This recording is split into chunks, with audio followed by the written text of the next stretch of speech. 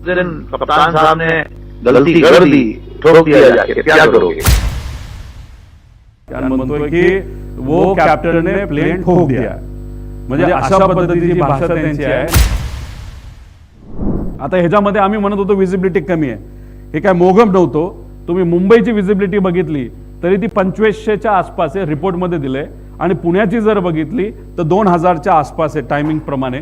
आणि हाच मुद्दा आम्ही त्या ठिकाणी घेतला होता. आणि ह्याच्यात जर आपण बघितलं तर इथं विजिबिलिटी मनोज पवार जो ॲरोचा, आता ॲरोवर आम्ही FIR करा का सांगतोय, कारण का ॲरोमध्ये असणारा जो कोणी हा मनोज पवार आहे, जो कोणी तो म्हणतो captain checking visibility at Baramati 7:03 all okay sir, म्हणजे everything is okay, visibility is fine. पण मुंबई एअरपोर्ट जिथं हा माणूस बसला होता, जिथून उडणार होतं तिथं विजिबिलिटी कमी होती, आणि पुण्याला पण विजिबिलिटी आपण बघितली ती सुद्धा त्या ठिकाणी कमी होती. ही कुठेतरी त्या ठिकाणी सिद्ध होतं. आणि क्लास जी विमानतळ विजिबिलिटी असल्याशिवाय तिथं आपल्याला लँड करता येत नाही, आणि ते जर डेस्टिनेशन आपलं एअरपोर्ट असेल तर आपला टेक ऑफ सुद्धा करता येत नाही. हा DGCAचा स्वतःचा रूल आहे. आता ह्याच्यामध्ये एक जे माळी परिवार आहे त्यांना एक आलेला फोन, तो आहे VSRचा जो वकील आहे त्यांनी त्यांना फोन केला. त्यातला छोटासा पार्ट फक्त त्या ठिकाणी आम्ही देत आहोत, वाजवा. दिन कप्तान साहब ने गलती कर दी, ठोक दिया जाके, क्या करोगे? क्या गलती है समझ में नहीं आ रहा है। अगर वो पुणे चले जाते, नहीं विजिबिलिटी खराब थी, उनको दिखा नहीं, रनवे जिधर था उसके लेफ्ट में जाके वो ठोक दिया उन्होंने, क्या करोगे आप? म्हणजे हे इन्शुरन्स वाला फोन करतोय माळी या परिवाराला आणि म्हणतोय की वो कॅप्टनने प्लेन ठोक दिया, म्हणजे अशा पद्धतीची भाषा त्यांची आहे. आणि याच्या आधी मग ते कॅज्युअली ह्या सगळ्या विषयाला वकील सुद्धा कॅज्युअली घेतोय, आणि तो VK सिंग सुद्धा कुठेतरी जो मालक आहे तो कॅज्युअली घेतोय, असं आमचं मत आहे. आता हा रिपोर्ट आहे, हा सॅटेलाइट रिपोर्ट असतो, हा आपल्या त्या ठिकाणी मिळतोच. पुणे विमानतळ हद्द 55 नॉटिकल माइल्स असते, आणि बारामती हे 44 मध्ये येतं.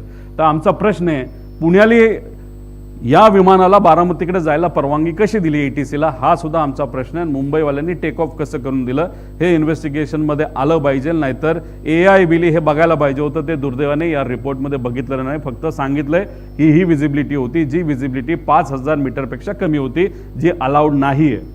पुढं आता दोन्ही पायलट बारामती विमानतळावर लँडिंग, म्हणजे ह्याचा अनुभव होता. दोन्ही पायलट म्हणजे पाठक पायलट पण आणि तो जो कपूर होता, या दोघांना या विमानतळाबद्दलची त्या ठिकाणी सगळी माहिती होती की कसं लँड होणार आहे, 29 नंबर कुठला, 11 नंबर कुठला. काही लोक म्हणतात त्यांना काहीच माहीत नव्हतं, पहिल्यांदाच त्या एअरपोर्टवर ते चालले होते. असे नाही, या रिपोर्टमध्ये सांगितलेलं आहे की तिथं त्या ठिकाणी ते अनेक वेळा हे तिथं लँड झालेले आहेत. पुढं आता फ्लाईट रूल्समध्ये आपण जर बघितलं तर जेव्हा श्री YSR रेड्डींचा ॲक्सिडेंट झाला 2009ला, त्यावेळी एक कमिटी, त्यागी कमिटी फॉर्म झाली होती. त्या त्यागी कमिटीने सांगितलं होतं की कॅप्टनली कुठल्याही परिस्थितीमध्ये विजिबिलिटी नसेल तर लँड करायचं नाही, VIP ट्रॅव्हल करत असेल तर.